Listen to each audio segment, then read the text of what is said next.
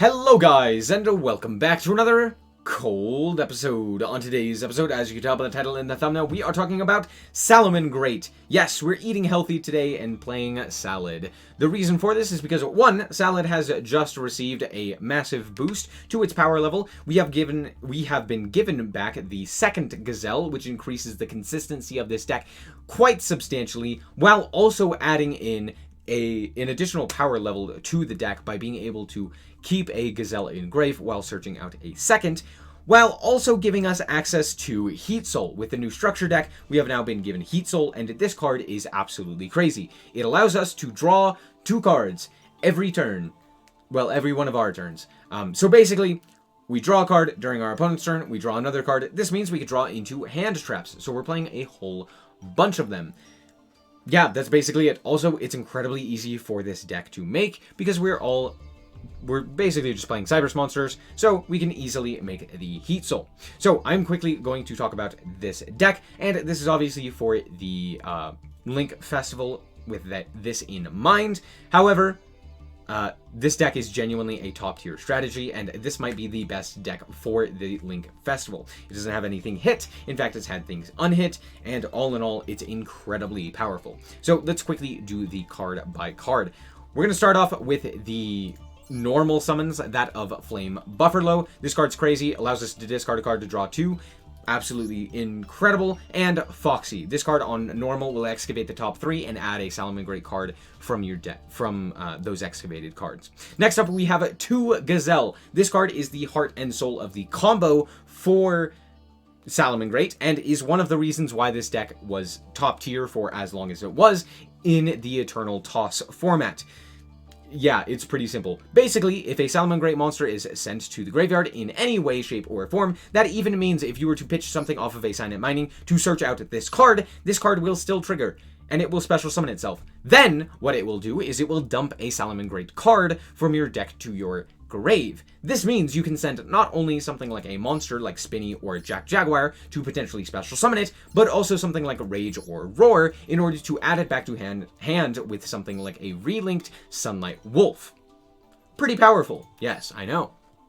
Next up, we have Spinny. This card is absolutely a staple, and you definitely need to be playing this at 3. The reason for this is because it is a free special summon. It discards itself to modulate the attack points of one of your monsters. That doesn't really matter, but what does matter is it brings itself back as long as you control a Salamangreat monster. That's it. That's the only restriction. It does banish itself when it leaves the field, but it literally is just a free special from grave. Absolutely insane card.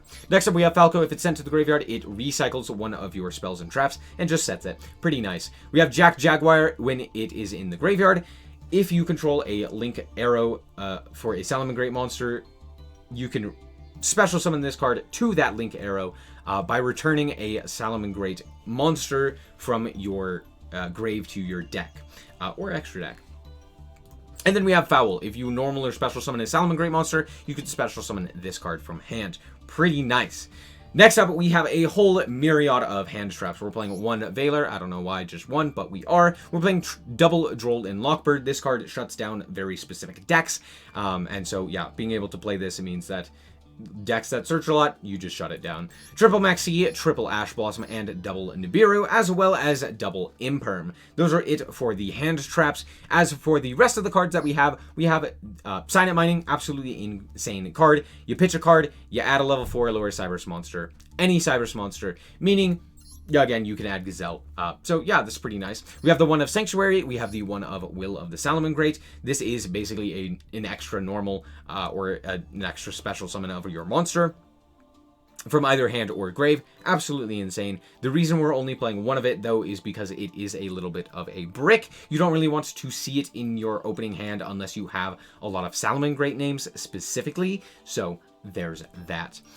We next have 2 Called By and 1 Crossout for our hand traps so that we can get our game plan through, and we have a Triple Circle. This card was limited for a long time in the TCG, and it has just recently come to 3, and as soon as that happened, this deck shot up on the tier list and became very powerful. This card basically is a quick play search spell.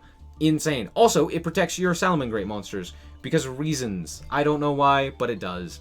And then we have 1 Rage and 1 Roar. Rage pops cards, and Roar is an Omni Negate. For the extra deck, we are obviously playing only Links. We have the triple Balinks, the 1 Lingaribo. This helps us get into Heat Soul, because Heat Soul specifically requires 2 Cybers monsters with different attributes. Next up, we have 1 Update Gemmer. We have a triple Sunlight Wolf. You are going to be able to relink this using Sanctuary. Then we have the 2 Splash Mage. We have the 1 Transcode Talker, 2 Heatleo. Realistically, these are the 2 cards that you could probably cut if you were not playing the Link event. I think it's, at least for the Link event, it's pretty useful. Then the 1 Heat Soul and the 1 Access Code. So that's it for the deck. Let's hop into the replays and see how this deck performs.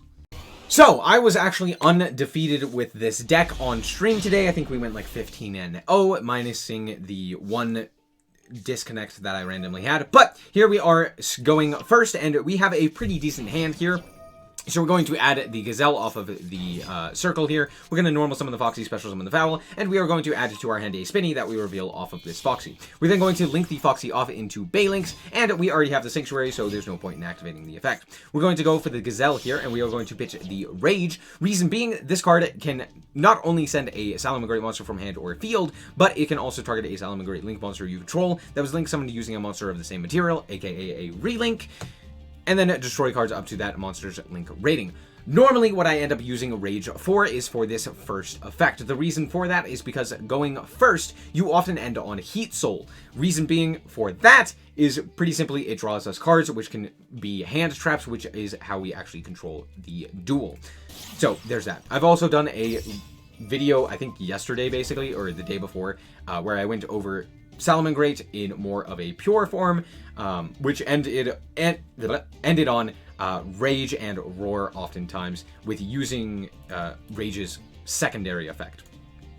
But here we're going to go for the Sunlight Wolf. We're going to then special summon back the Spinny. They will negate with an Effect Veiler. And then I will go for the Relink here using Sanctuary. So we're going to go for the Salamangreat Sunlight Wolf, which allows it to gain the additional effect where it can add back a spell trap from the grave. So now we will add back the Rage to hand. We're then going to link these 2 off into a Splash Mage, because now we can end on not only a Sunlight Wolf, but also we can end on a Heatleo. So now we can draw cards while also having Rage and Circle, which we happen to draw off of the Heat Soul. Now Circle is actually very good for us here. Reason being, it protects our Salamangreat monster from monster effects, because it was relinked. So pretty nice there. They're going to Ash our draw. This is probably the best play, given the fact that if we end up drawing into something like a Nibiru, a Maxi, or what have you, it could be more problematic. They're going to go for the Pank here, and I'm going to let this resolve because we have Balinks in the grave, so we'll banish it and protect our monster. Then we are going to protect our monster from being destroyed by activating Circle. My opponent will then normal summon the Leela. We will negate that. My opponent will pass the turn, and we will proceed from there. We're going to activate the effect of our Sunlight Wolf to add back the Circle, and at this point, I think my opponent realizes that the game is over and concedes. Alright, so how does this deck do going second? Well, seeing as how we play a myriad of hand traps, it's actually not that bad. However, this time it ended up being pretty bad. We drew Maxi and Nibiru against set 2 pass, and then we draw Ash Blossom, and no starters. So if you're wondering, why are we not normal summoning the Flame Buffalo? Well, it specifically needs to discard a Cybers monster. We don't have a Cybers monster. Depressing, I know. That's fine, because you will see in a second that it doesn't matter. So my opponent goes for the Lady Debug. I am going to negate this with my Ash Blossom, and then I'm also going to resolve the Max C. The reason I do this is because my opponent could very easily link off immediately into a Balinks, because obviously as soon as Lady Debug comes down, I know that they're playing Salamangreat. No other deck plays this. So there you go. I want to catch them before they link summon, so that's what we're going for here. Out comes the triple tactic talents. They're going to actually look at my hand, and for some reason, instead of deciding in a deck where special summoning is incredibly easy, they decide to put away the Flame Buffalo. That is, quite frankly, the worst option for them. They're going to go and attack in for 17, and then they are going to link off into a Balinks. Don't know why they do this, but sure. They're going to activate the effect of the Balinks here and end the turn. And that was just the worst choice. We end up drawing into Foxy Circle, which is insane. They are going to negate our card with in Ash Blossom, but we are going to cross out, and then they will cross out the Salamangreat circle. So no matter what, the circle wasn't going through, but we can still just normal summon the Foxy. And we are actually going to just reveal Gazelle, because I'm just the better player, simply put. We're going to then link off into our own Lingaribo, and I hear you saying, why are you not going into Balinks here? Doesn't Balinks search out Sanctuary? Don't you want to get that online? Yes, but I have a feeling that this is a trap card, and guess what? Lingaribo stops trap cards. So there's that. Out comes the Maximum Cockroach, and yeah, there's nothing I can really do about this. So yeah. Out comes Mir. I don't know why they decided to go for Mir here, but we're going to set our circle by sending the Falco to the graveyard off of Gazelle, so that we can have additional follow-up. I'm just going to pass the turn because I really don't want them to draw more cards, and, well, yes, I probably could kill them. They're probably playing a myriad of hand traps. And, of course, because they're also a great player, they top deck Circle and add to their hand the Gazelle. We already knew that they had Sanctuary in hand. That was the last card in their hand, so yeah, they're just the better player. They're going to relink here into Balinks. I don't know why they do this. This is a terrible decision, and here is why. Had they just normal summoned the Gazelle, seeing as how there's not really going to be another option for them to normal summon, they could have then immediately gone into the Sunlight Wolf into another Sunlight Wolf, and then got back the Circle, which would have added more cards for them to continually play the game on the next turn. They also know that I have Nibiru, which they decided not to get rid of, so this seems a bit odd, just in general. Yeah, they're just kind of taking up an extra summon that they didn't really need to. They're going to go for the Jaguar here, and then add it back to their hand in Ash Blossom and Joyous Spring, which can be used. So this circle basically doesn't do anything. Oops. But I'm going to at least get rid of the Ash Blossom, so that on the following turn, when we inevitably bring back our Gazelle, we can go for the effect of it. And, hey, look at that. We drew a Flame Buffalo. We're going to activate the effect, and we are going to special summon out our Gazelle here, to the which my opponent will impermanent. That does seem to be the right choice. However, I drew just better, and we are going to actually just put back the Gazelle in order to special summon out Falco. Yes, Falco has a graveyard effect, which can special summon itself by bouncing a Salamangreat. So we bounce the Gazelle, normal summon the Flame Buffalo, and go into Splash Mage. At this point, my opponent realizes that I can go Update Jammer into Access Code, which kills them. So, yeah, good game. Alright, and here we are once again going first, and we drew another really good hand. I didn't really have many bad hands with this deck. I think there was about 1 or 2 hands that were slightly weird, but even then we were still able to end on something like a Heatleo or something along those lines. So we're going to go for the Circle here, and I accidentally, instead of normal summoning the Flame Buffalo, I accidentally normal summon the Gazelle. So what do I do instead? Well, I sent the Jaguar so that we have it for the Sunlight Wolf. Then we are going to activate the Spinny here in order to get it into the grave to bring it back. We're then going to link these two off into a Sunlight Wolf, and then we will use our Sanctuary to go into a second Sunlight Wolf. This will allow us to send the Sunlight Wolf back to the extra deck in order for us to special summon out the Jaguar. Now, my opponent decides to negate my Sunlight Wolf here, so there's not a whole lot that we can do about that. But we can go Lingaribo into a Heat Soul. I think negating the Heat Soul is probably a little bit more important, but alas, hindsight's 20/20. Out comes the Nibiru that we end up drawing per turn, and my opponent decides to actually negate the draw effect of our monster with Forbidden Droplet. Now, normally this would be terrible, but given the fact that they have Tri-Brigade Kit, this is actually a very smart play. It puts my attack points very low, which means a lot of things can walk over it, but more importantly, since Kit is a combo starter, this actually is very good for them, because now they can mill the Nerval, activate the Nerval effect to search out something like Karos or Fractal, whichever one they need, and go from there. So out comes the Karos. They are going to pitch the red-haired Hasty Horse, and then they are going to banish 2 for the Tri-Brigade Kit. They're then going to go into Rugal and activate Kit's effect. Kit is going to add up the Revolt and shuffle back one of their cards. Then they are going to normal summon the Nerval, banish 2 for the Ferrijit, and guess what? That is 1, 2, 3, 4, 5. Goodbye, entire field. Out comes the Nibiru. Now, they actually had a very decent board there with Rugal and Revolt. Those two by themselves oftentimes can be enough to help you survive a turn, and it plays around Nibiru. So, but obviously it is better to end on something a little bit more. Oh well. We're going to actually add up the Spinny here during the end phase with our Circle. We draw Droll and Lockbird, which doesn't really matter because we are just going to go for the normal summon of Flame Buffalo and to do the same play that we should have done last turn, this turn. So now we are going to special summon back to the Spinny, and then we are going to link off into the Salamangreat Sunlight Wolf, and then out comes the Revolt. However, since we have a Link monster on our side of the field that is a Salamangreat, we can immediately negate that thanks to the Roar that we had set on the previous turn. So now we can go for the Jaguar, shuffle back the Sunlight Wolf, and add to our hand the Gazelle off of our Sunlight Wolf. We will then relink into the second Sunlight Wolf, and at this point, again, my opponent realizes the writing on the board and concedes.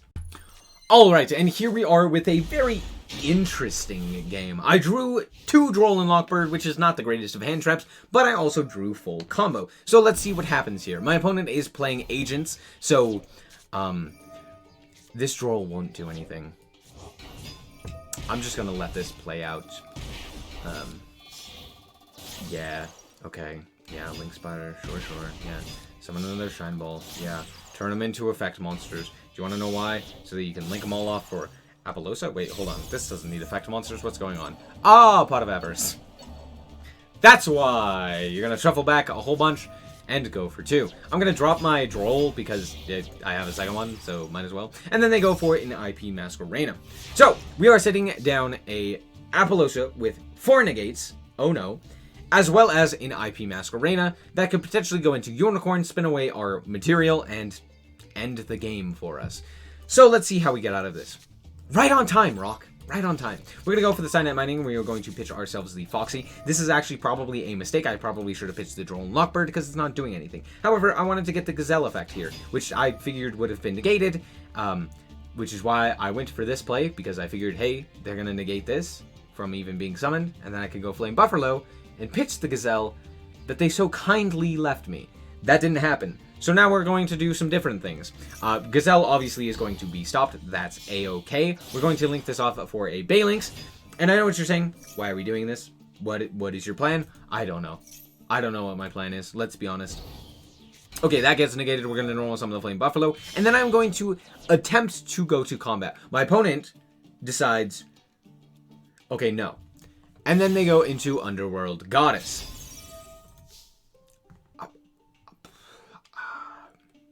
So, Underworld Goddess here isn't terrible. And here's why. Underworld Goddess can negate graveyard effects. Once per turn, it negates a graveyard effect.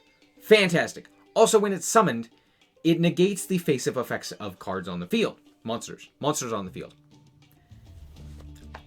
However, it doesn't really do anything other than that. And it's 1 negate per turn versus the Apollosa, which would have been 2 additional negates. So, little odd. Turns out, we figured out, I don't know why they didn't walk into the Flame Buffalo. I guess they were like, oh, it's going to be, they're going to discard a Cybers and draw 2. I don't have a Cybers in hand. They walk into me here and I lose. They don't, so okay. But what we figured out later was that they're not playing Nightmare Unicorn. I literally can't explain to you why, but they just weren't. Kind of interesting. Could have won the game had they just been playing it. So we're obviously going to go for our Balinx here. We're going to go for the Flame Buffalo. We're going to chain block it because guess what? They negated the effect of Balinx. So we're guaranteed to get the draw 2. And I make a tiny itty-bitty, tiny, stupid, dumb mistake. And I pitch the only normal summon that I had, that being the Foxy. However, Foxy's effect, what it can do is it can special summon itself from grave in order to pop a field spell. Or then it can pop a field spell by discarding a Salamangreat card. So, by doing this, we force out the Underworld Goddess. So that's pretty nice. Now we can go for the Spinny here, and we can go into Splash Mage. Splash Mage, guess what? It gets us Gazelle. With this, what we can do is activate the... just kidding. We can actually go Transcode Talker, and then into a Splash Mage to bring back the Splash Mage to go into Access Code. That's what we're doing. So now we can go Access Code, we can pop the field spell, we can walk into the Underworld Goddess and clear the field. And we have 1, 2, 3, that's right, 3 hand traps, that's pretty good, and an Access Code. I'm feeling pretty good. I dropped the Maxine, my opponent concedes. Understandable. The chain literally didn't even resolve, that's how fast they were ready to get out of that game. So, All in all, this deck is absolutely crazy, and genuinely might be the best deck for the current event. Maybe. I think Tri-Brigade might be a little bit better, but who knows. Yeah, this deck is absolutely insane, and is already top tier within the actual metagame. So for an event where when Link Summoning is as powerful as it is, yeah, this is going to be a good one. On top of that, this deck just gained so much power and is incredibly cheap. You can buy 3 of the structure deck for 1,500 gems, and as long as you already have a lot of these staples, things like Maxi, things like Ash Blossom, Nibiru's, and the like, which honestly are a lot of cards that people already have, the rest of this stuff is incredibly cheap. If you have an access code talker, you can make the access code update jammer very easily. You don't need to be playing double Splash Mage. While I am playing 2, you only need to be playing 1. On top of that, having things like Linkuriboh and Transcode being SRs means that it's pretty easy. It feels like oftentimes you have extra SRs floating around or extra SR material. While you may not always, it's still very cheap and very easy to build. All of these cards up here, besides the generic hand traps, which could be switched out for a myriad of things, and the just staple cards that they are, you should probably already have, all of the rest of this is entirely from the structure deck. So, I would highly suggest picking up this deck for the Link Festival. That's going to be it for this episode. I hope that you guys did indeed enjoy. If you did, a like is very much appreciated. And if you want to check out more content like this, as well as more Yu-Gi-Oh!, then just be sure to subscribe. Anyway, thank you guys so much for watching, and remember to always stay frosty. Bye-bye. Shout out to the Frost Guard, my members. Thank you guys so much for the support, and I hope you enjoy the content.